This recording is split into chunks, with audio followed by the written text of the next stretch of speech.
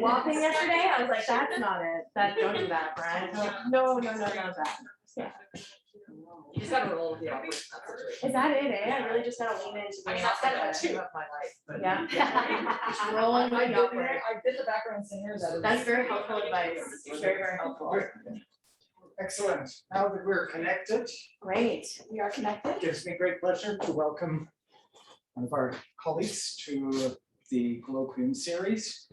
Everybody knows Dr. Stevenson, known as Ben, and her many accomplishments. And I'm also very pleased to welcome her student, Mariah Horner, and I will ask Jen to introduce Mariah to us. Okay, look forward. Thank you.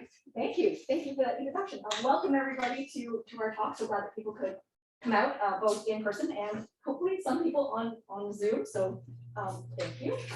I am Dr. Jen Stevenson. This is Mariah Horner. Mariah is a second-year PhD student in cultural studies. She is also a site-specific theater creator, and her PhD research project has to do with abolitionist dramaturgy. And Mariah and I have been working together on this project for quite some time, and we have been involved with research together in various capacities for almost 10 years. So this research project is called Play, Dramaturgies of Participation. We've been working on this project collectively since 2019, although as Jen said, we've been thinking about various topics that intersect with participation for almost 10 years. So this slide you see here is sort of an overview of the project in progress, publications and other associated events. The goal of the project is to collect, describe, and analyze examples of participatory theater in Canada. And so we're really interested in thinking about theater events, performance events that are more like games. Sort of where games and plays intersect, so that where audience members are more like players and rules of games kind of are more applicable. Game studies has been really useful to us in that respect. This presentation asks specifically what happened during the pandemic. Thinking about participatory theater in the pandemic, those things don't quite on the surface maybe seem to go together, and so we're going to document what we did see during those days. So before we get started, we want to clear up how we're defining participation in the early 21st century. So it's been a staple, participation, since the 20th century avant-garde. Various movements have included participation. We've looked at Dada, Dada movement valuing randomness, Fluxus emphasizing the everyday, and audiences as mundane non-specialists. Situationists focused on urban psychogeography, and in the 1960s we may recognize happenings that prioritized community involvement. So in the early decades of the 21st century, we again see a flourish of audience participation, but the goals and the way that that participation manifests is slightly different from these movements earlier. So we do recognize, though, that all art, all audiencing is a participatory act, right? It's not just a passive act. You're not just receiving. Even what you're doing right now is you're sitting here, you're interpreting what we're hearing, you're making meaning in your head, you're interpreting phenomenological, semiotic apprehension of the experience. But this being said, this presentation is focused on participation in the 21st century. Okay, so these are some principles of how we are defining participation in the 21st century. First of all, the audience arrives as audience. So in the works that we're looking at, audience members show up, they bought a ticket, they are consumers of an aesthetic experience. We are excluding types of work like what we call applied theater or community engaged theater, where the audience are everyday people, but they enter as actors. And they come into a rehearsal process. We're also excluding things like flash mobs, kind of again, that kind of like amateur performance where people arrive as performers. Arriving as audience is key. So once that audience has arrived, they then accept an invitation to participate. But then they end up kind of functioning both as a player within the show, a co-creator of the show, and a spectator of the self. They kind of maintain these dual roles in that invitation to participate. And then the audience, once they've accepted the invitation, contributes something. So that could be physical labor. Audiences could be asked to move things around. They get asked to move themselves around. Audiences also sometimes act as scenography. Participatory audiences are the mise en scène for other audience members. Sometimes that contribution could be emotional or intellectual. fill in the blanks, solve a puzzle, that kind of thing.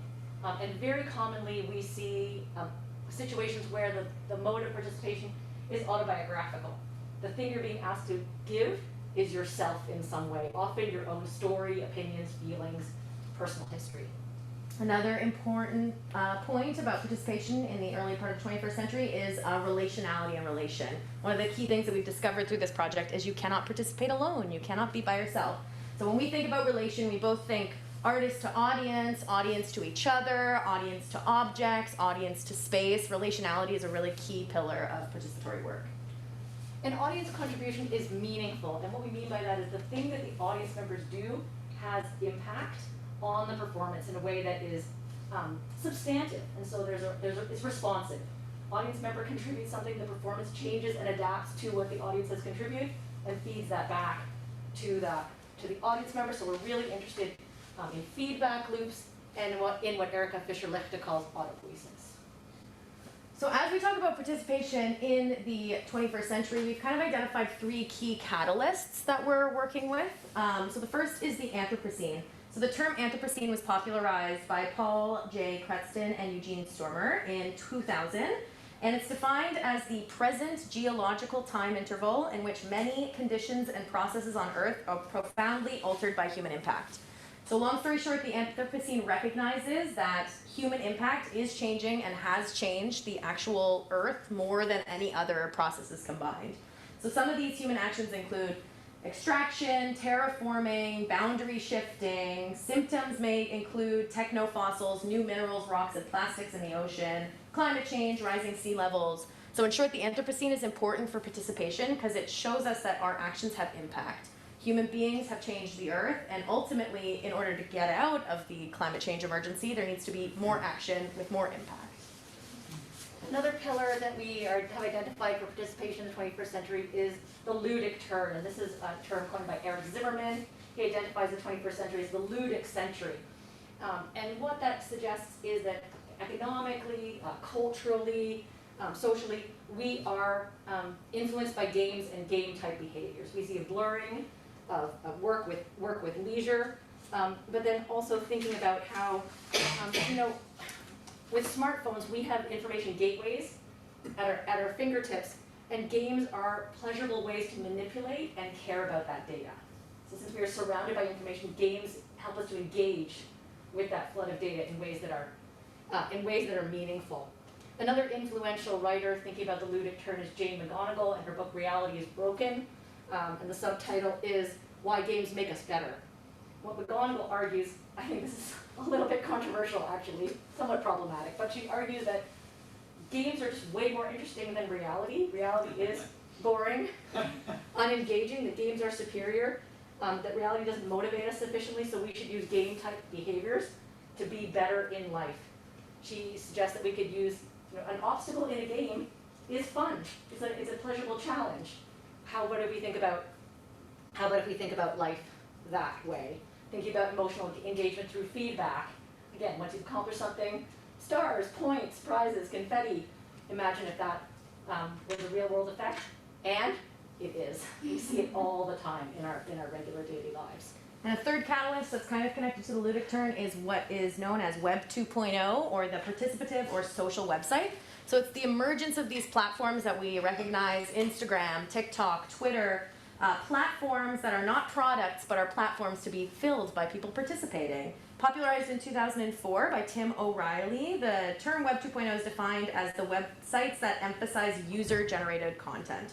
So again, the key principles about Web 2.0 is that the web is a platform, not a product, that user participation is built in. If no one is tweeting, is there any Twitter?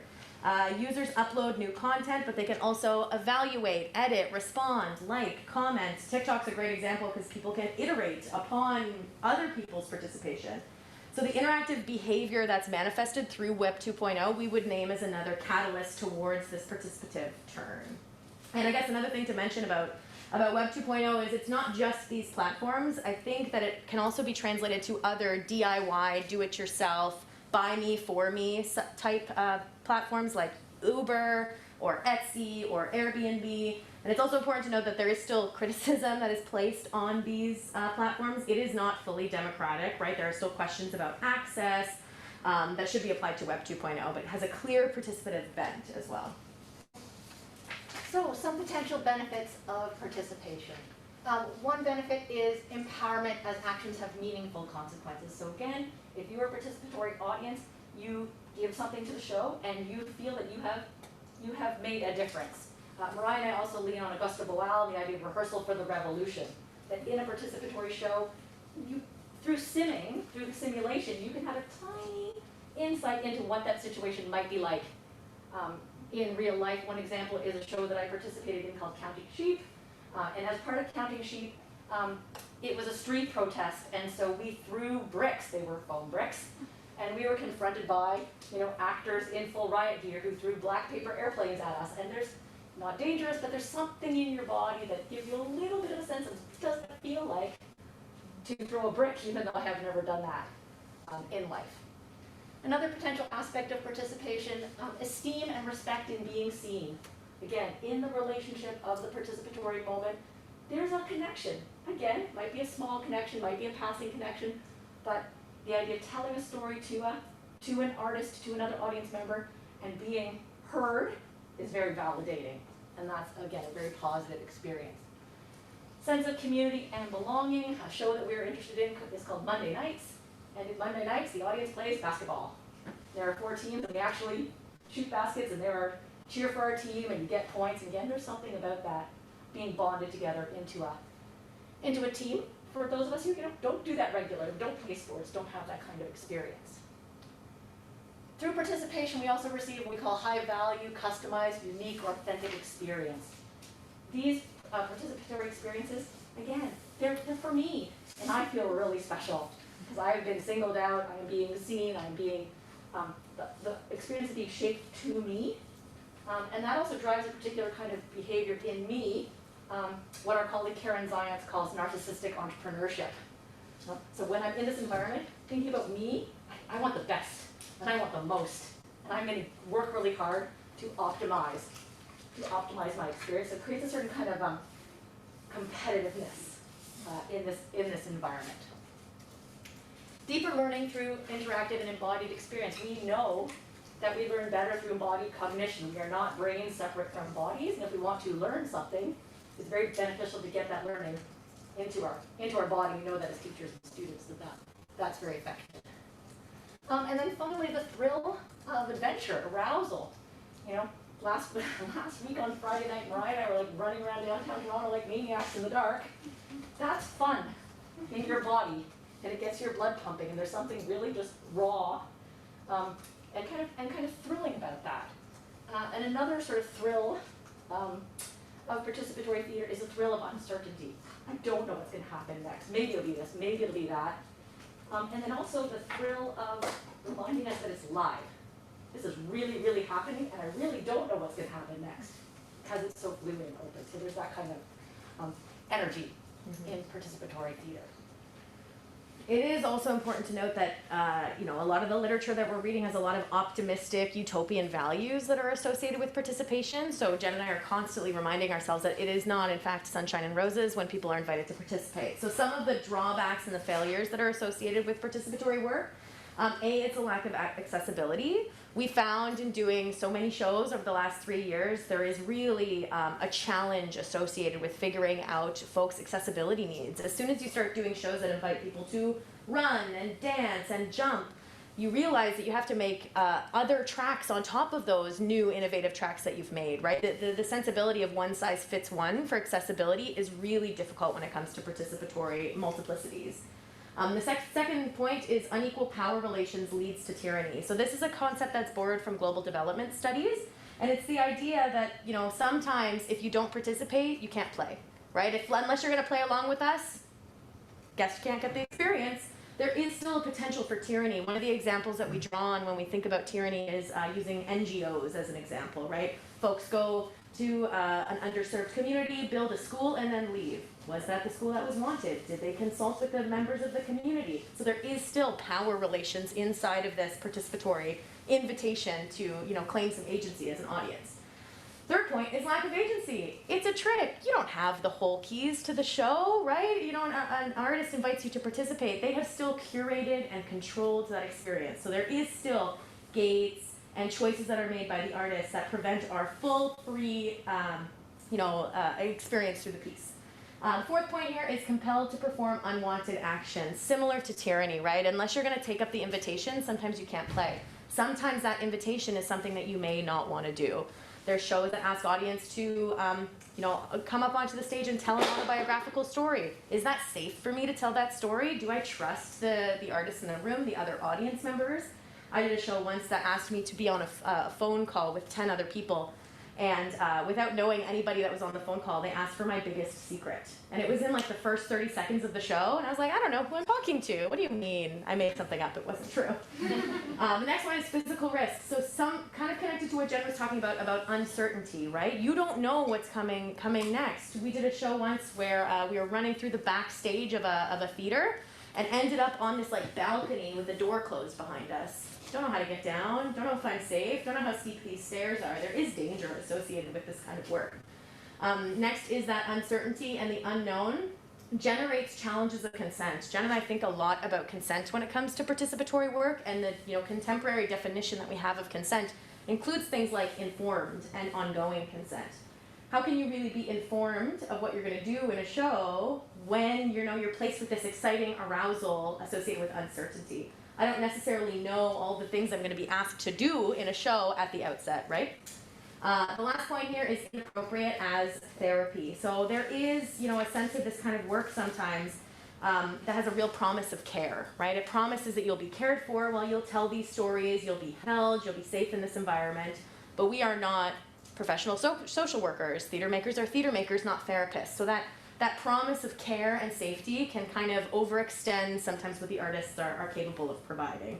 Doing shows that ask us to tell our personal anxieties, our personal fears, sometimes that's too much for an actor to hold and can be quite scary and uncomfortable for audiences that didn't know what to expect.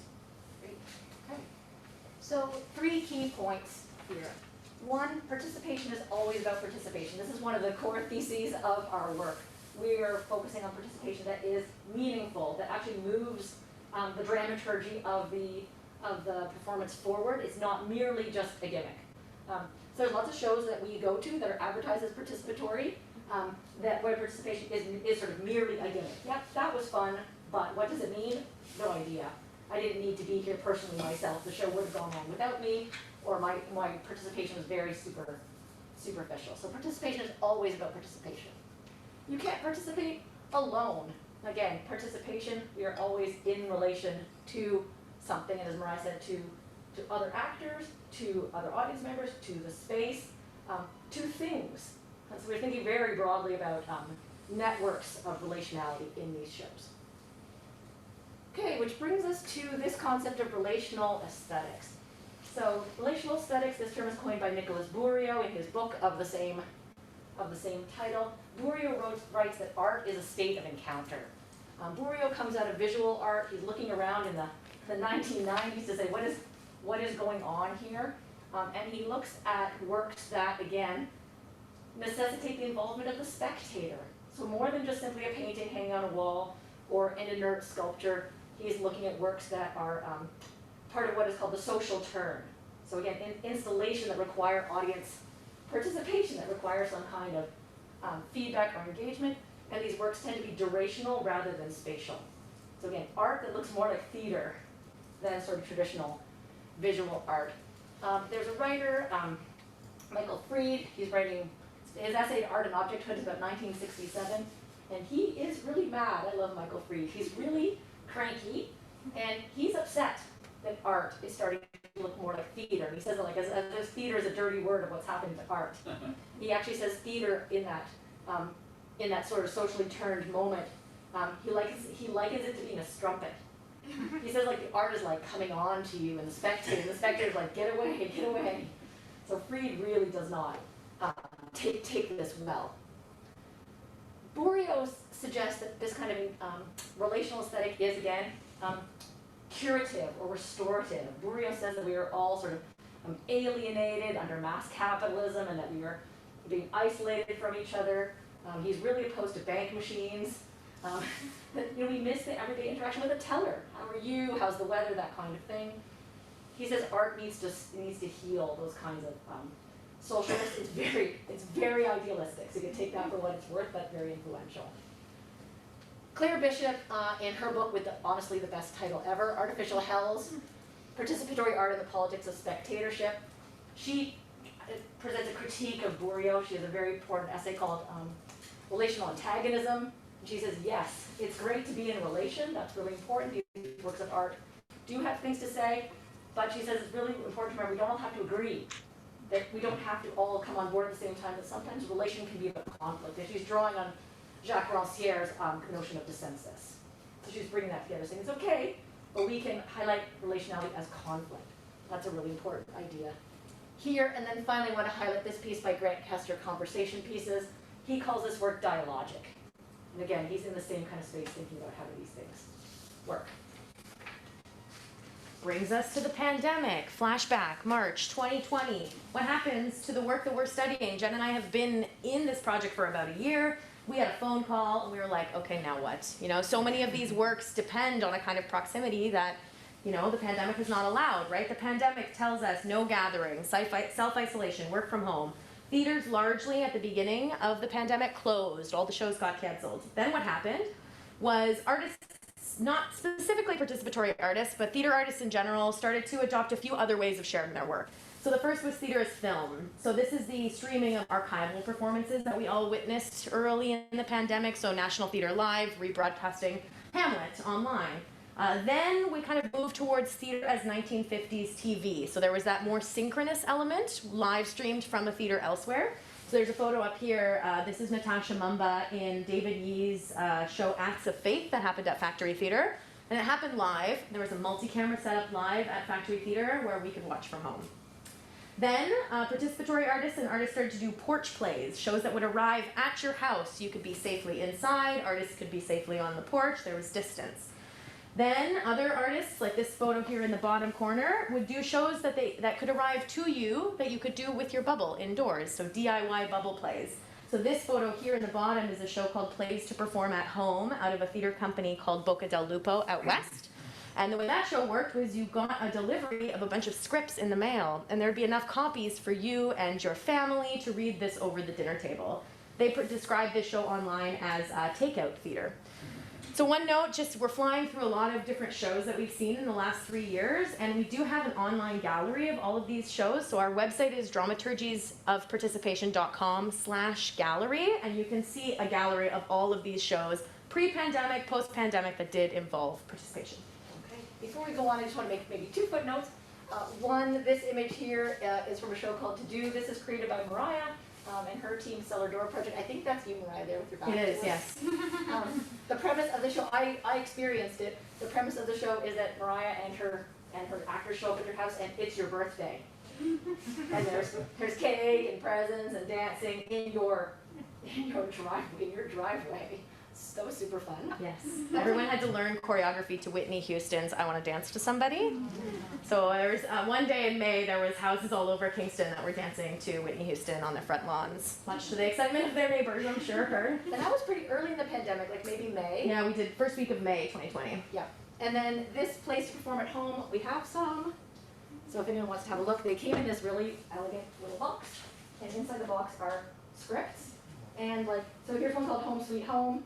And there's multiple copies, so you and your friends each take one and you read them, around the dining room table in your pandemic bubbles, of course, because you couldn't talk to anyone else. So they've done a series of these, and those were being mailed out last summer. Yeah, last summer, and they've since grown the projects to include playwrights from the prairies and from Eastern Canada as well. Yeah, there's multiple boxes. Yeah. The first box was Vancouver, but now they have an Ontario box, an Yeah. East Coast box, a Prairie box. I think that might be it. Yeah. All right. So we now have these 2 things. We have remote theater. Yeah, this is how we do theater during pandemic. You have to be mutually physically distant. The audience player then is not in a purpose-built theater space where we can't go to the theater. So if we're going to be doing theater, we are wherever we are, on your porch, at home, in your kitchen, in your bedroom, etc. Mariah and I did a show recently, and the instructions were like, go into your closet. go in your closet. Okay. The audience player is dependent on available resources. So if you're at home, you can only have what you have. So you only have the technology that you have, whatever that might be at home. And then the set is your space, and the props are whatever you've got. A cup of tea, a glass of water, a comfy blanket, a pillow, whatever's at home is what there is. And then also, remote theater opened up this question, I think, for all of us, synchronous or asynchronous. I don't think anybody was really using those words more than 18 months ago. That's a critical question. When is it happening? Is it happening? Is it happening now? The other one is, in what time zone is this happening? Mariah famously missed a show because she got her time zones mixed up. Because the show was at 3 a.m. Yes. So you can be forgiven a little bit. I can be forgiven, yes. 3 a.m. local time. So then, in light of these conditions, how then does participatory theater, with these conditions, how do these things coexist? And if participatory theater is premised on relationality, which is what we've been arguing, how do you make relation across this kind of distance that comes into play because of pandemic? All right, so one thing that participatory theater artists did is they found Zoom, like we all did, and we saw a lot of theater on Zoom. So this example here, this is Choir was live. I did it here in Kingston a couple years ago, at the Isabel actually. What they did, like on the 18th of March, honestly, right after things closed, they went on Facebook and did a live stream. And what was participatory about that was the chat. Yeah. And so people would say like, hi, I'm in Sudbury, and they'd be like, hi Sudbury, do you have a request for us? And so again, the chat became an interactive, participatory avenue. This show here is the itinerary by Sebastian Hines and Outside the March. And again, it was streamed over Zoom, and audience members participated through a custom app. And then clicking on the app, the audience members could tell the actor, who was sort of in a sleep clinic, sort of in prison. It wasn't quite clear where this actor was supposed to be, like where the character was situated. We could tell him to do things. Do push-ups, play trash ball, go to sleep, etc. Some other options here you can see. So again, via Zoom, but with an associated app. This show on the bottom corner is New Societies by Recurrent Theater, which was an online group role-playing game where you're put into teams and you're asked to like create utopia. And Mariah actually just forwarded an email this morning. They're doing it again. If anyone's interested in New Societies, it's happening again in December. A couple of us actually went to it. Yeah. Oh, nice. Yeah. Who here did see New Societies? Oh, lots of people. That's exactly what we're talking about. And the interesting thing about New Societies is it has bounced back and forth through, like, in form, right? It started out west in a theater, and you would go in the theater and you'd sit around tables. And I think most of us probably did it at the Kick and Push, where it was on Zoom. They did at Crows on Zoom. And the email I got this morning is that they've now built a purpose-built platform for this. So they've built something specifically for New Societies that's not Zoom, but it's not in person either. So lots of evolution going on here. For people who saw New Societies, Mariah has written about it on our blog, and she has a critique of the colonial framework of New Societies, and what are the ethical obligations as a player to confront those colonial frameworks in the show. So I think if you're interested in that, Mariah has some thoughts. I'm writing on it, yeah. So we're going to now move to 3 different avenues for participation that are not Zoom. So 3 different spaces that participatory artists occupied to activate this relationality that was not on Zoom. So the first one is theater by mail, theater by post. So we're going to speak to some examples, and then we're going to speak to some dramaturgies that mail allows. So the first dramaturgy is the durational delay of arrival, right? Someone's mailing you something from across the country, you have to wait, and then it arrives. There's some sort of anticipation associated with that. Leads us to the second point, the anticipation of opening. One of the shows that we'll speak to here, Sensory Box by Ghost River Theater, they mail you a shiny silver box that has to sit on your desk until the show starts. And I remember feeling so desperately that I wanted to open the box. And the other special thing is that it's an actual thing. It's a tactile experience. When all these participatory artists moved to Zoom, we didn't have that kind of physical, material, actual tactile experience that theater by mail allows. The next is asynchronous. So usually it was not a synchronous experience because of the duration that mail takes to travel. Some of the shows would have a synchronous component, but the actual mail, there was some asynchronicity that's associated. The next is no face, no voice. So again, there's no gaze. You're not actually relating to a person with eyes that you can see. There's a faceless kind of character that you're relating to here. And the last one is materials remain afterwards. I became very interested in this concept because, you know, we don't go to regular theater and get a loot bag after. Very rarely do we have a souvenir that lasts. So 3 of these examples can kind of speak to these dramaturgies. So the first is Sensory Box, as I was mentioning, and I think some people in this room have done that show as well.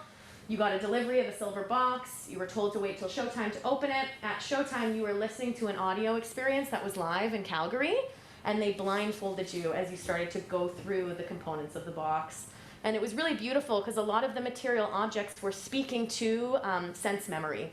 So one of my favorite sections of this show asked you to reach in and you held a piece of sandpaper, and it asked you to remember the last hand that you held before the pandemic.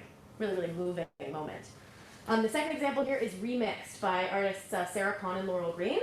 I saw this at Undercurrents last year, and it also is an audio experience with a physical object that arrives at your house. They mail you a box, you listen to the play. The play is a personalized mix of both stories and music about change. And as the show's going on, you're unboxing this thing that you realize is a pot, a soil, and some seeds. And you're invited to plant the seeds, and they become a radish.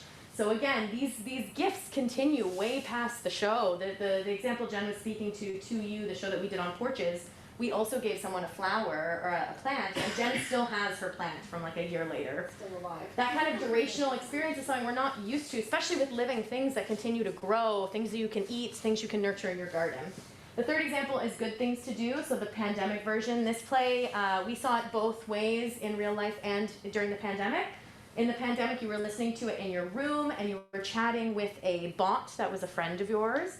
And halfway through the show, they ask all of the participants to start crowdsourcing a list of good things to do, things that make you feel good, self-care tips. At the end of the show, they show you this crowdsourced list, and then a few weeks later, you receive it in the mail as a list, a gift, a real physical object. Great. Specific example. So I'm going to spend some time talking about New Age Attitudes live in concert by Amanda Sum. And this is a show that I experienced in January as part of the Push Off Festival out of Vancouver. So this is what came in the mail. So live in concert, I thought, oh, it's a CD. It feels like a CD. It's about CD size. I thought, great, I'll listen to a CD, and then I opened it, and it's not a CD. It's a little book, sort of handmade book. And so I think, well, what do I do with that? Don't know. And on the cover it says New Age Attitudes live in concert. A lo-fi listen by Amanda Sum. Open at 8 p.m. And I was like, So they didn't have any other instructions. So I thought maybe it was like Sensory Box where there's going to be a live stream at 8 a.m. But there wasn't. I wasn't told what day or where to connect or anything. And then I thought, okay, 8 p.m. And I thought, in what time zone? What does that mean? Really, you are completely on your own. 8 p.m. any day you decide to open the envelope and go for it. So this is what it is. Then when you open it, when you decide it's 8 p.m. in your time and space, there's Amanda, a little cartoon face of Amanda, and then there's some pre-show and things to do, how to warm up for the show.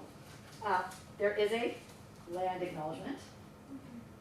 This is Amanda in Vancouver, and she says also and in your hands wherever you may be. So she recognizes that there is already this kind of transfer of 2 different places that are happening in the show. Let's see, where's Amanda playing the piano? Amanda playing the piano. So again, there she is, and it opens with a contract. So the show, before you get to the first song. There's a contract of how this is going to work, of what Amanda's going to do, what you're going to do, and she signs it, and then I signed it because I was the audience member. You can see that there. And then the show itself is, I mean, for people who are studying music will maybe find this interesting. There are 6 songs, but obviously there's no music. They're described. So there's a description of the song. So here's song number 1. An intro, that soft start feeling, echoey atmospheric synth in an F major chord. Clear and warm, it is slowly repetitive, building to a gentle explosion. Just a minute long. Let's sit in this minute together, shall we? And then there are lyrics. So each of the 6 songs has kind of a description. There are lyrics. At one point, Amanda says, get your coat and shoes and go outside. So one of the songs happens outside while you're going for a walk. And then there's interactive pieces that you can write in as it goes. So what is it about? I mean, obviously it's a concert with songs that you imagine or that happen in your mind somehow. There's 2 key themes in this particular concert that Amanda has created. One of the themes is about being alone. So quite a few of the songs talk about what it's like to be alone, to be by yourself, to be isolated. But in counterpoint to that, some of the thinking about being alone is about how it's nice to be alone, how that's empowering, it feels good to be alone, sometimes just to be alone with your own thoughts, for example. So one of the things she says is, one of the lyrics is, I get to be my own, I'll do it myself. I can whisper when I walk, tell the trails all my secrets. Don't gotta worry if they'll tattle or if they'll keep it. So again, that get that sense of it. And then of course this mood, obviously of being alone, connects directly to my audiencing situation. I'm alone. Part of that is COVID, obviously I'm alone. Part of it is I'm alone with a book. Reading is a solitary, not group experience as a rule, and the theater is like this big. So again, that theme is tapping into this idea of what reading is like. My notes.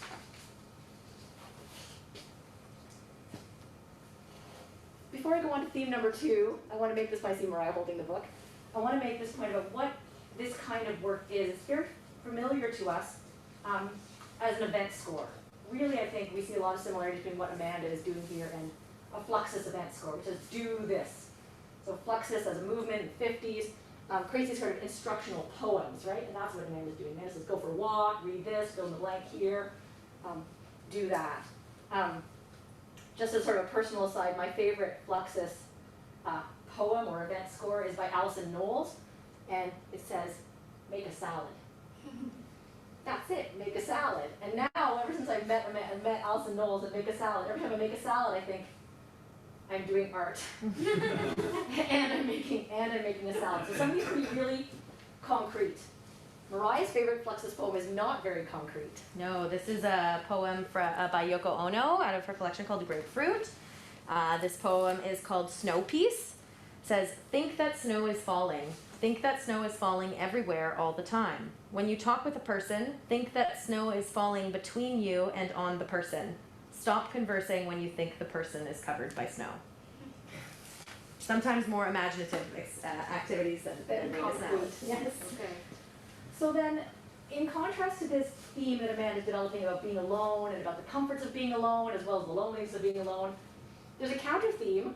I don't know what we call that in music. There's like a counterpoint motif about being together, specifically about being together with Amanda, which is really, really interesting. And so she builds this kind of thinking. So in the same song about telling the trails your secrets, that song concludes with, so I'll turn to you when the timing is right. The trails are only nice in the summertime. All I really know is you were wearing green and I was wearing paisley, and that's the chorus. You were wearing green and I was wearing paisley. It goes sort of on and on through this song. And Amanda will often say in the concert, sometimes there's like little chit chat between the songs as if it's like a real concert. She says things like, I really like being here and spending time with you. Which is really interesting about where is here and what kind of time are we spending together? And so the concert actually becomes kind of a meditation on what it means to be together and to be here, and so on. And so there's this wonderful oscillation between being alone and then being with Amanda. Okay, what's cool about that is, of course, my favorite form and content, right? This content of this theme of being isolated but being together, that's what male does. It's exactly what male does. We are separate. Obviously, Amanda is there and I'm here, and we're never going to meet, and that we're not. And yet, this object, she touched it, and it traveled from Amanda to me, and so we have this conduit of this actual physical thing that traveled from Vancouver to Kingston, it also travels across time. So Amanda is in my past, and I am somewhere in Amanda's future. And so when she says I'm spending time with you, we're crossing time the way mail does, in that kind of asynchronous letter writing. You're writing a letter to a friend. You're writing it now, but they're going to read it in the future. And so what is now? And mail does some really interesting, I think, manipulations to what does it mean to be now and what does it mean to be together. So I think Amanda really cleverly taps into that mail, the dramaturgy of mail with this particular work. So cool. All right. Theater by phone. Think about what is the nature of theater by phone. So we've talked about the core principles of theater by mail. What about phone? Same thing. Some core dramaturgies. Phone is now. Phone is synchronous. Phone is like I'm talking, you're talking, we're on the phone together. Phone is durational, right? It's a period of time. How long is a phone call? Tends to be continuous. Phones don't have visual dramaturgy except for the place where you happen to be, whatever your eyes are seeing when you're on the phone. Phones have oral dramaturgy, which mail does not. So there's voice, there's the actor's voice, there's your voice, there's obviously ambient noise, sometimes sound effects. Phone is intimate and conversational. Phone is one-on-one. Again, generally we don't get on the phone with groups of people. We generally tend to be very personal. Phone is intimate. Phone is like in your ear, right up against your face. And there's something about that. And then finally, another dramaturgy of phones is obviously pre-existing phone etiquette. We all know how to talk on the phone. Hello? Hello? Yes, yes, goodbye, goodbye. There are things we know about give and take, how to listen, how to ask questions, not to talk over the other person. We have natural phone training, and that can be tapped into in these shows. Two examples, very, very early in the pandemic, probably April. Yeah. Convergence Theater, Julie Tepperman put up a show called Corona Variations.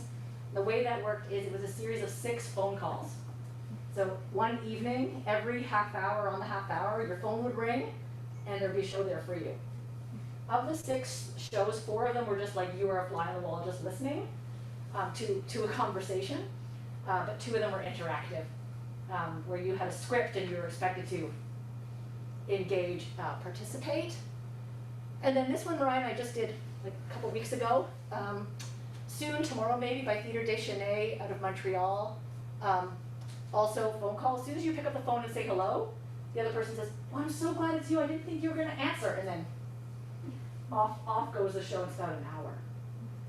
And that's really, I'd love to say more about it, but we don't have time. It's a really challenging piece about motherhood and depression. So it's hard work. But I really got a lot out of it. Oops, yeah. So now moving to a more specific example, this is another super popular show. So how many people did anybody do Ministry of Mundane Mysteries? Kelsey did, great. So Ministry of Mundane Mysteries out of a theater company in Toronto called Outside the March. And how did this work? So audience members were assigned an inspector. And similar to the show Jen was just talking about, you had a regular appointment for a week. So every day for a week at 4 o'clock, you get a phone call from your inspector. And the first phone call, they asked you to identify a mundane mystery in your life. So mine was mystery of a missing cake pan that I couldn't find in my house. Jen's was Mine was the drawer that wouldn't stay closed. Yeah, so it was just that the point of it was these like extremely mundane moments in your life that could be exploded with story time. So you're assigned an inspector and then every day you get this phone call. It really followed a classic like whodunit kind of dramaturgical structure. So the first one would say like the intake phone call. They would learn about you and about your living situation and your neighborhood and what you like to do in your spare time. Then in that space between each phone call, you could tell there was like incredible improvisation that was going on. They would go off and do a bunch of research about your life and arrive at the next phone call with kind of these secrets or these Easter eggs about your own neighborhood and your own life that you didn't even realize you told them. So for mine, I mentioned to them that I loved to eat at the restaurant Northside. And in the next phone call, all of a sudden, the 2 women who run Northside became like the protagonists in my story. And they had stolen the cake pan. And there was like an underground cake pan smuggling ring happening out of the Northside restaurant. So it was a really imaginative exercise. Again, the dramaturgical structure was like really recognizable to me. I did some writing on this where I named each of the phone calls, right? There was a stakeout phone call where they would call you and they were like whispering. Basement of wherever your, the ministry had decided the mystery took place. There was one that was a diversion, that was like someone calling me from the UN that was trying to point my direction elsewhere. So again, similar questions to what Jen was asking before. Why the phone? Why this show? So the phone is, again, immersive and pervasive. Again, it's your stuff. It's your stories. It's your neighborhood, your favorite breakfast restaurant. And having the experience happen on your phone really, connected that form and content. It was my phone. It was my stuff. When I was looking to the room that I was in as I was listening to this story, I could see my cat, a menu for Northside, like old coffee cups I had for Northside. It was all over. The phone is also, it was formally responsive to the pandemic. This is, again, one of the earliest shows that we did out of the pandemic. Jen did it like The 4th of April. early April. I did it early April. This was a time when we were all exceptionally isolated and lonely. If we think back to that March, April 2020, we were like locked in our houses, don't go to the grocery store kind of thing. So this show that leapt into your life with this extreme animation of the everyday felt like a real kind of call and response to the realities of the pandemic. The phone also allowed for this responsive and nimbleness where they would take your information and turn it into something very magical because of the time delay between each of your appointments. And also the phone allows for this like imaginative and extremely thick frame. You're calling an inspector from a ministry of mundane mysteries. There were accents, there was chaos. The end of my story ended up being that the women from Northside were part of an Australian like mafia, and they were like using boomerangs to steal all of the cake pans in town, right? So it was like really silly. But because of the fact that, the dramaturgy I was looking at was my stuff, it really activated this extreme imaginative potential. I was listening to the story and imagining the story in real time. One of the challenges about this piece, connected to the kind of macro storytelling of this presentation, is can you really be relational? How relational can you be with a fictional character? How connected was I to this minister, this inspector I was assigned? And I'd like to tell the story at the end of the show because I think it really speaks to that. I ended up on the phone with a different person from the ministry, and it was a woman. And she said to me, she was like, you know what, I'm so tired of all of these men in the ministry, like, or running my life and telling me what to do. I think it's really time for like a feminist uprising. And it was one of those moments where I was like, you know who you're talking to. It really felt like they knew who they were talking to.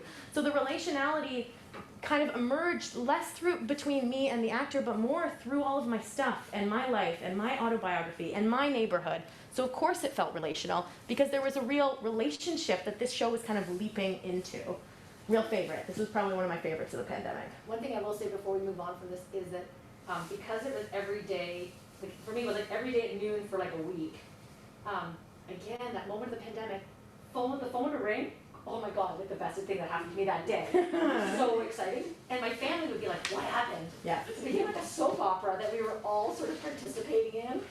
And so again, that particular moment really speaks to this dramaturgy. This thing was coming into your house when you were locked in, as Mariah said. Yeah.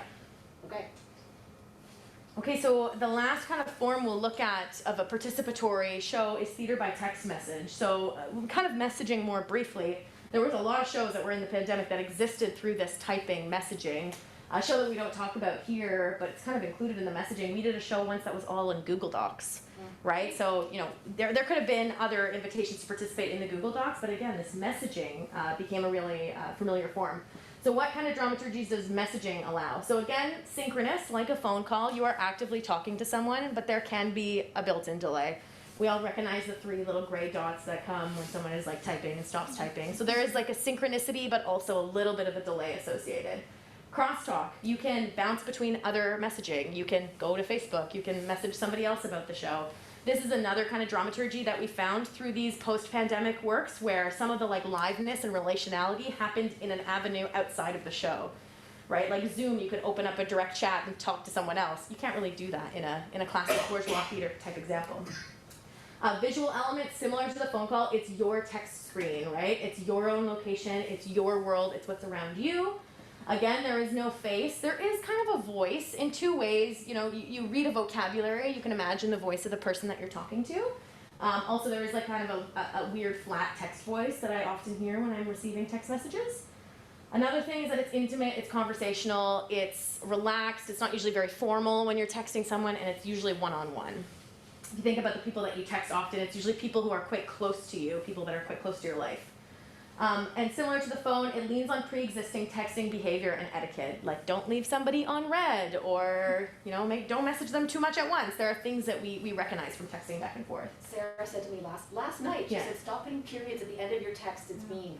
So I was like, I didn't know, is that mean? I didn't know that, I didn't like put a period at the end of my text was like conveying some kind of emotion, but clearly it's very aggressive. I didn't know that. So maybe like this Other etiquette people, is by not- the way, don't Yeah, put yeah. periods at the end of your text, it's aggressive. I didn't know that. So 3 examples that rely on text messaging. One is Landline. Landline is another really, I don't know if anybody in this room has done the show Landline. Adrian Wong and Dustin Harvey, really fantastic shows, toured everywhere. The way this show works is you are listening to an audio walk and moving around a city, and you are paired with another person who is doing the show in another city. So when I did the show, I was in Whitehorse, and I was paired with somebody who was in Ottawa. And we'd listen to an audio file from Adrian and Dustin, and then we'd be given prompts to text the person we were with. So text them a picture of what you're looking at, or ask them for directions. I had a really funny example when I did the show, because I was from Ottawa, but doing it in Whitehorse, and the person I was texting with got lost.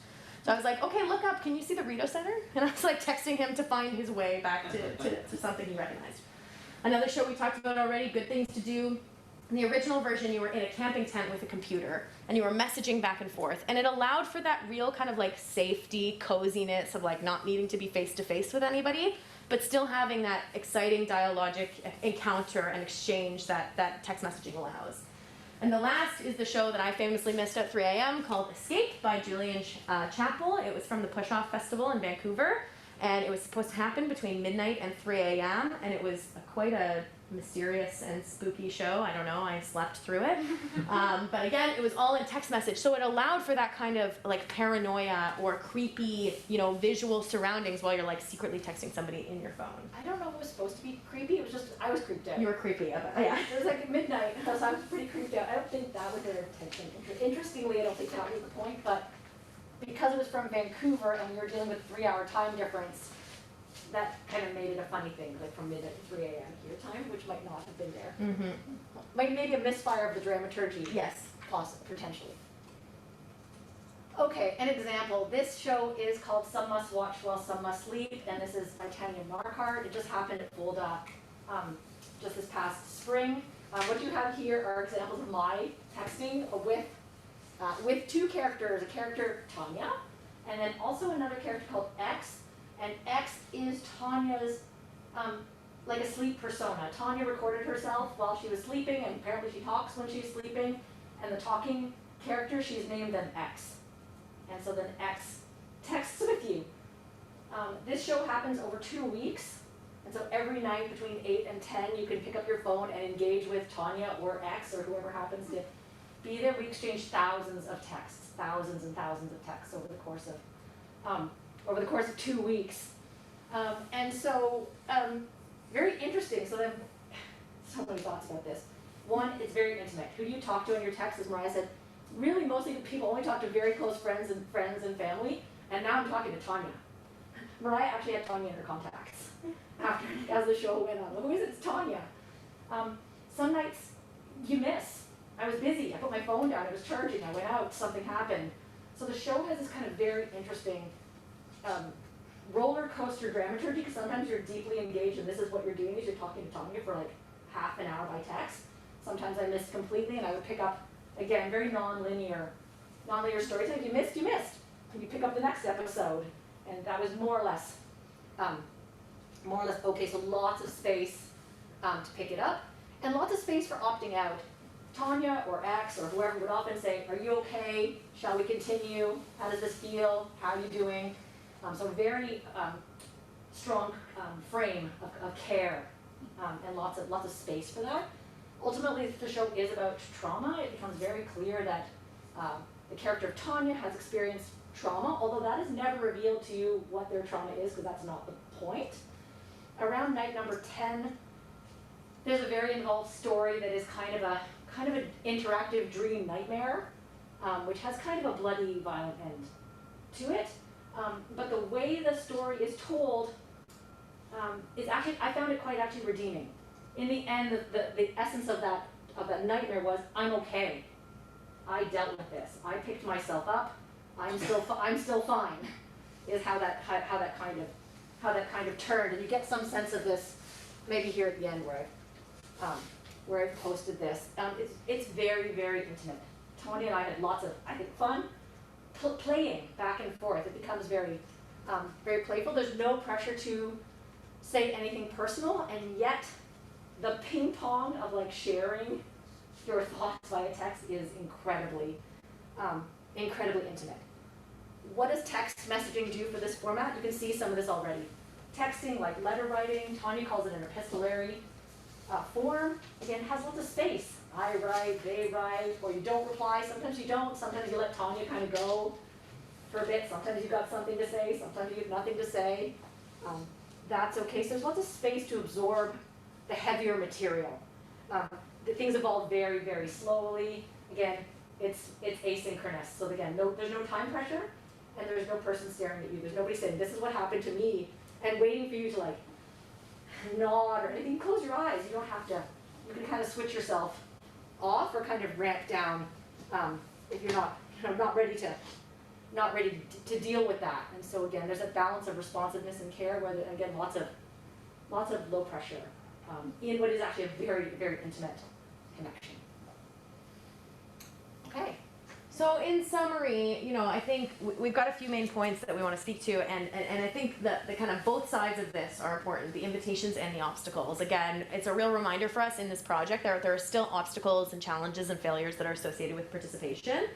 But a recap of this presentation is, first, participatory theater really relies upon this relational conduit, relies upon a connection between artist, audience stuff. That relationality is really, really key. Second, we've just told you how all of these things can happen without being in a theater, right? There was all these think pieces that went on at the beginning of the pandemic that were like, I miss live theater, why digital theater now, blah, blah, blah. One of the things that was so exciting is all of these works just kind of like knocked all of those questions out of the water, right? Relationality does not rely on a mutual co-presencing actively in real life. It relies on a co-presencing, but that can be through the mail, through text messages, through a phone call. Next, these other forms of connectivity, mail, text, phone call, Zoom, carry with them built-in dramaturgies that affect the understanding. It isn't just an invitation, a gimmick to participate. How you participate through text messaging in these examples directly relates to the full understanding of the show. And the last point is that there are ethical complications that come with these things. Consent is a major thing that we keep coming up against in this project, right? How can we know what we're signing up for? How can we be giving our ongoing, enthusiastic, informed consent if I don't have like a script of all the things you're going to ask me to do? This is still really important to challenge these, these kind of like utopian assumptions that come along with participation. But I think that there are invitations for collectivity, relationality, impact, agency, meaningful play that come with this kind of work. Right, and then maybe a little bit of a teaser by way of conclusion. This is a new play called Draw Me Close by Jordan Tannehill, Governor General's Award winner. In this show, you play Jordan, and you wear a VR headset, and it's live. It's happening at Soul Pepper now through December. So you're in a VR headset, and there's a set, and you move your way through the set, and you interact with a live actor who is wearing motion capture suit and appears in your VR. You can see the actor playing Jordan, although I think that probably is actually Jordan, hugging the actor, and that happens in the show. You as Jordan hug this actress who's your mother. So we are really looking forward to seeing this. I'm going next week. Oh, no way. No, can't wait. And that's it. Thank you. Thank you. Everyone.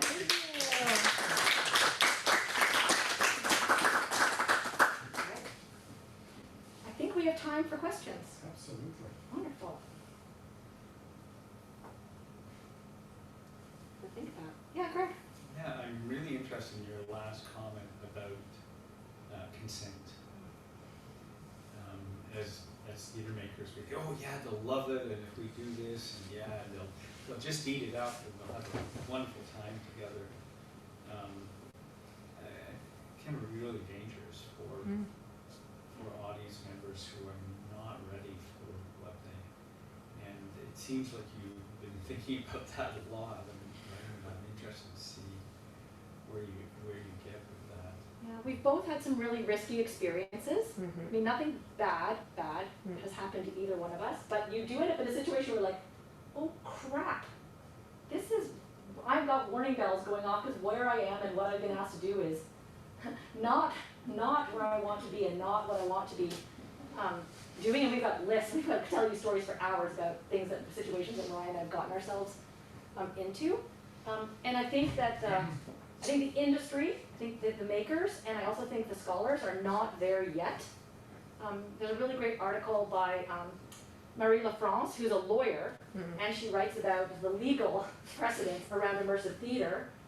And where she gets to is not very productive. She's like, you bought a ticket, and you should know. We're like, no, you bought a ticket, and that's not nearly enough. So this idea that changing conceptions of consent have been really useful to us.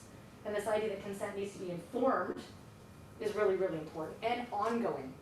So a research student that we worked with last summer, Haley Scott, took on some of these questions, and she worked with Dr. Reena Gupta at Wellness Services here. Reena's the director of counseling. And Haley talked to Reena about some of these issues. And one of the things that Haley came up with, which I thought was very clever, was she was thinking about how actors in character can do meaningful check-ins with audience members. That how can you construct a fictional space, not just a real world space with before and after and counseling and that kind of thing around the space. What happens in the space? Is there a way for the character to find a way to say, are you okay? Should we continue? How are you doing? I thought that was a really interesting innovation. We're getting better at the frame. We're getting better at waivers up front, disclaimers, etc. And also having like counselors in the theater. Or the show that we saw soon tomorrow maybe had like websites for days. Yeah, after. For resources after, but in the show is still can be kind of a dangerous space. Yeah, I'll just take a minute to tell you a story of a real situation where consent was not asked. Craig, do you remember Richard Schechter? Yeah. Yeah, yeah. in New York. He was he's a crazy man from New York. And this is the late 60s, early 70s. And there was a show called Dionysius in '69. Oh, you know it. That's a famous example of what happened. Yeah. What do you? Do you want to tell? Keep going. Well, they filmed it. We watched it in Montreal on film, and the cast came out, and they were the bacchanals essentially, and they were dancing, writhing. They were very, very sexual and essentially invited members of the audience to participate in this. One poor guy thought he was in for it, and they had half his clothing off, and then the show started, and they walked into their positions, leaving him on the floor with half his clothing off, and it was the most disgusting moment of what you're talking about that I've ever experienced, of setting somebody up for. I think another thing too that we've kind of learned along this avenue too is the power of refusal and the kind of like generative conclusions that can come with refusal. And it's different than consent, but there's also one of our other research students, Mary Tooley, is working on this whole kind of repertory of refusers in the theater and what that refusal can do to generate a new meaning. So an example is in this New Societies show. There's a lot of really questions that seem quite close to real colonial questions, right? If you arrive in a new place and there are other people who live here, what do you do? And there's this invitation in the show that if you want to put a stop to this, you can be what Sarah Ahmed calls a killjoy, right? You can say like, hey. Like there are other ramifications to the choices that we're making through participation here. So I think this is another kind of connected to consent, which is still really necessary, but we're also looking at these refusers that are present in participatory theater that are productively creating new storylines that come out of this refusal of participation. And then, of course, refusal is really difficult. Yes. Yeah. We feel, I bought a ticket, I want to get an experience, I don't want to upset the actors, they're working really hard, I don't want to bother other audience members. Yeah. There are a lot of systems in place that really make saying no really, really difficult. There's a great article by three theater scholars, Helen Eibal and Deirdre Head and Rachel Zarahan, and they talk about the obligation, what they call give good audience. It's really hard to say stop. Even in small situations, I think it's Zerhan who says like, I don't like strawberries. She's doing an immersive show where the whole thing was like this romantic thing of being fed strawberries. She's like, I don't like strawberries. Don't feed this to me. And like, it's not that big a deal. She's not in danger, but like, she would rather not. And there's lots of those situations of like, I would rather not. And the show does not make it very easy for you to say, Yeah. stop now. Okay. I mean, I think the quick answer to this is that it usually results in weak theater, but I wonder if you've looked at people trying to take pre-written plays and force them into the dramaturgy of participatory theater. Oh, I'm just running through our examples in the mind if anything looks like that. our most recent example would probably be the closest to a pre-written What do you, sorry, which? on Friday. Oh, yeah. That's a pre-written. I haven't seen any other like Oh. shows that I recognize. It's like that classic kind of like improv convention, right? Yeah. Like, where are we? Like, I think Right. sometimes, I can't think of any examples, but I would imagine that a lot of these examples would present themselves as this challenge of participation being a gimmick, Yeah. right? It's like, it has to be this meaningful imposition, right? A meaningful mess up of the form and the content. But I'm not sure anything we've seen is like a direct, Lift of a traditional play, because a traditional play has a very determined and shaped arc. yeah. And this work at its best is very fluid and responsive. Theoretically, anything could happen. It doesn't always not. Anything could happen.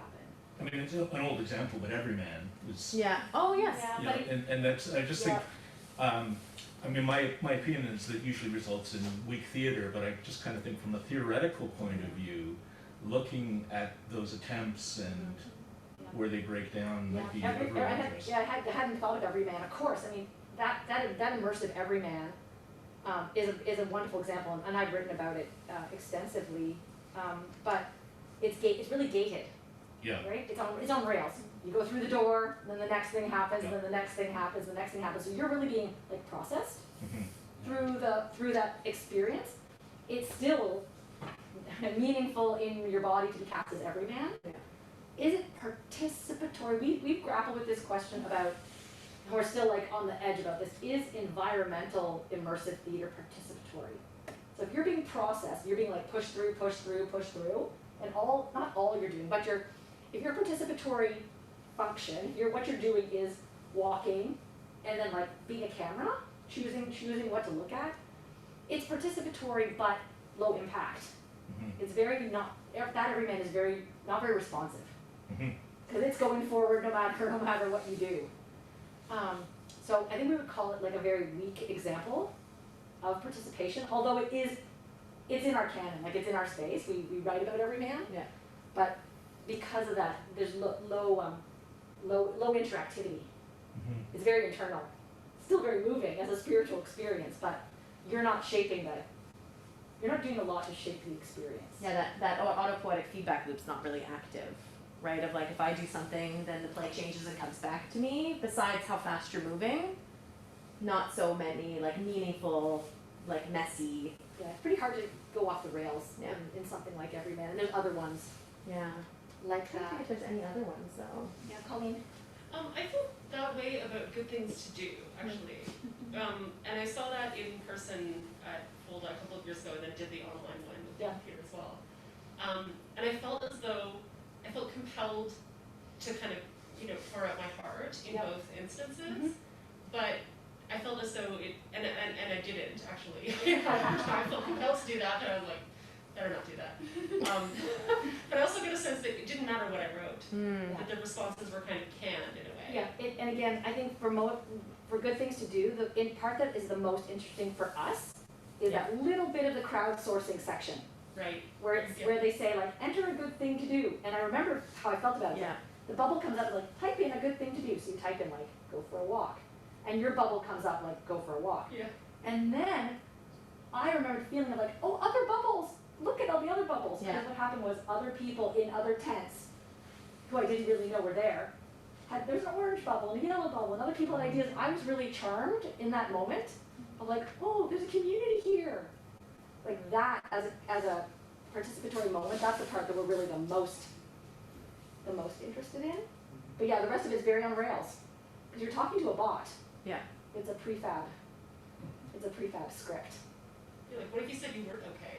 Yeah. You know, they Yeah, say, to the "Oh, bot, yeah. To the bot. There are live actors in Good Things to Do, although not, even in the pandemic version, there's a live person who's keeping track of you. And apparently the musician was also like live streaming the violin that's being played. Apparently that was live happening. Yeah, even the pandemic version wasn't taped. There was a person and they were like attached to you. So if you did decide this wasn't for you, there was a contact.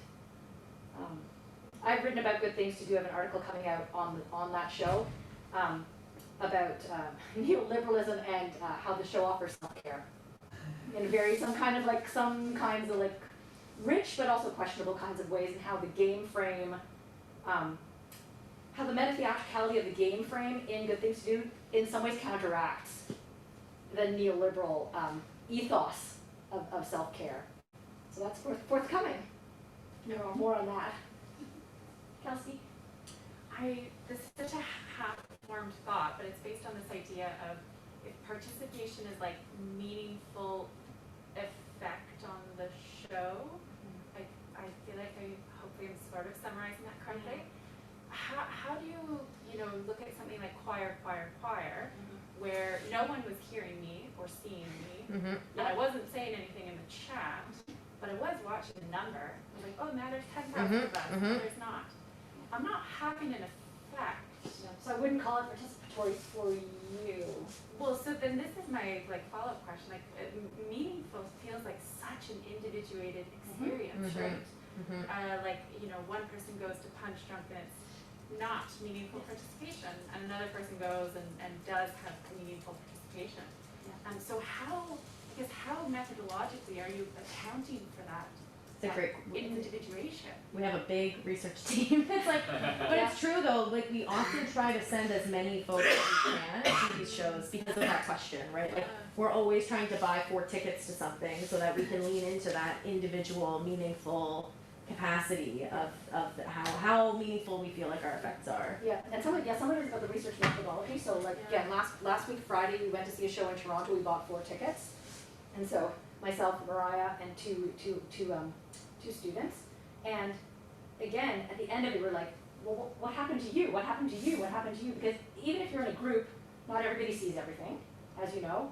And at one point, we were going, this is like in the basement of the St. Lawrence Center Theater, we're going down this dark hallway, and there's a door slam, and Mariah's gone. We're all like, oh, okay.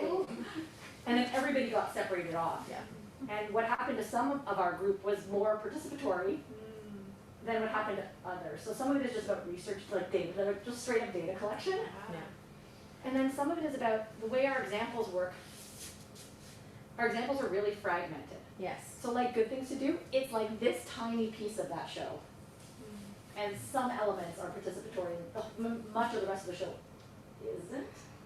But I also take your point that it can be person by person, what we mean by meaningful, depending on how you interacted with the show. Were you the one who got picked to answer a question, or to be the one who stepped forward, or whatever? And there's lots of reasons why some people get picked and some people don't. And so yeah, we do try to collect a lot of data, and that is what we see. But it's a tricky question. The phrase "meaningful play" comes from Salem and Zimmerman in their book on game design. So they're thinking about what does it mean to have meaningful impact in a game situation. You're actually changing what happens next. Lots of our examples don't. This is actually really rare. Yeah. We have lots of like micro examples.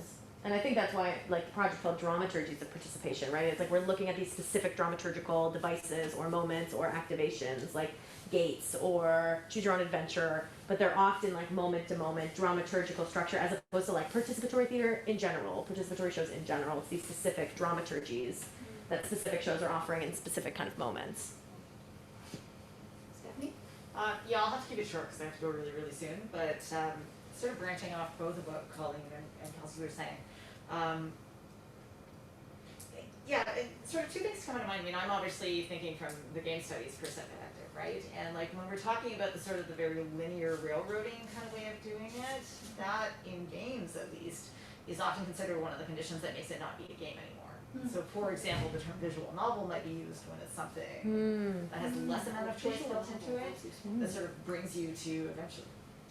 They do branch a bit, so it's maybe a bit of a bad example, but you sort of have a limited number of options that way, as opposed to, playing a more open world video game where you can literally go anywhere and do anything within the created world. And it's interesting to sort of to hear gamers talk about it, because they talk about, if it is that super railroaded one path thing, to a lot of them that's not a game. Or it's only a game in the sense that you succeed to proceed through the path, and only via that criteria. So I am interested a little bit like what the interplay of that would be with some of the theoretical content that you're talking about here. The other thing that struck me with some of your early examples, not so much the later ones, is that I can look at those exact same situations, and I've seen duplications of those that are not considered participatory or theater, depending on who it is who's running it. Yes. Like the Fire Quiet Choir, for example, I did that with my own choirs, and I certainly wouldn't have considered myself creating a participatory, acting type experience. Yeah. It was just the job I was doing that day. And I can also think, if that's pre-pandemic, that is what Twitch streaming is. It's Yes. less people playing online who have a series of comments that are going where the community is chatting to each other. So I'm curious about intention of the artist in that respect as well. Well, it's interesting about the choir. You say this is just, if this is just a choir, it's just a thing we do. Some of that for me is again about the aesthetic frame. Make a salad.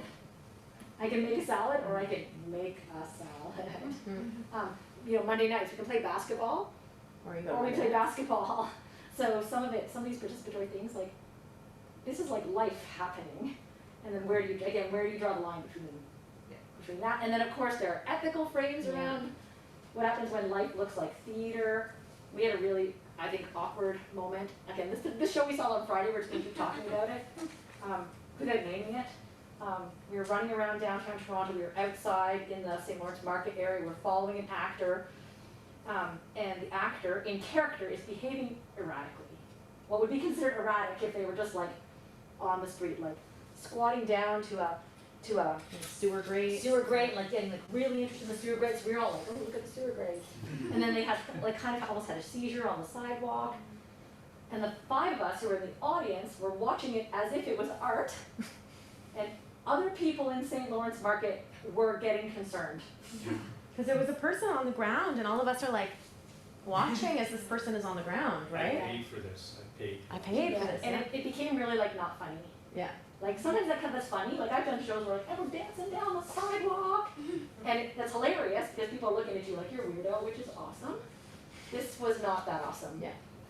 And so I'm still puzzling about how to grapple with the ethics of that, because we knew what the situation was, but there were people around us who could have been quite upset that we didn't act to intervene to this person who seriously looked like they were in distress. So there's a lot of work to be done here in the ethics of this work. And I think, Stephanie, even speaking to what you were talking about before about this question of gamers, there's two really amazing participatory artists that do game work, Milton Lim and Patrick Buncar. Yeah, keep answering. You gotta go. have to go. But this question about duration and time often comes up in this work, right? They do a video game show called Asses Masses, and it's a video game where you play along. And they were like, if we had it our way, the show would be 8 hours long. Because as soon as you say it's over in an hour and a half, you don't really have that much control, right? It's obvious the gates and the control and the curation that's there. All right, so people have to go, and it's probably 2:30. Thank you, everyone. Thank so you much. for coming. Yeah. Thank you for your questions, and we're happy to stick around and chat for a bit. Thanks so much. Thank you. Hey. Kelsey, did you mention punch drunk? Yes. Yeah, okay, that's my question.